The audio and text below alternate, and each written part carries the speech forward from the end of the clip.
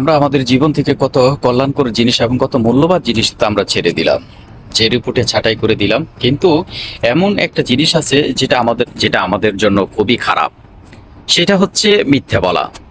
কারণ মিথ্যাটা এমন একটা বিষয়, যে মিথ্যাটা আপনার যখন শুরু হয় এটা কখনো কিন্তু শেষ হয় না। যখন আপনি একটা মিথ্যে কথা বলবেন, এই মিথ্যে কথা ঢাকার জন্য এই মিথ্যে কথাটাকে আরো 10টা আপনাকে মিথ্যে কথা বলতে হবে। কারণ এই মিথ্যে কথা হচ্ছে আপনার প্রত্যেকটা মানুষের নষ্টের এবং অকল্যাণের মূল। কারণ আপনি যদি মিথ্যে বলা ছেড়ে দিতে পারেন, তাহলে দুনিয়ার সমস্ত কল্যাণ আপনার জন্য উন্মুক্ত।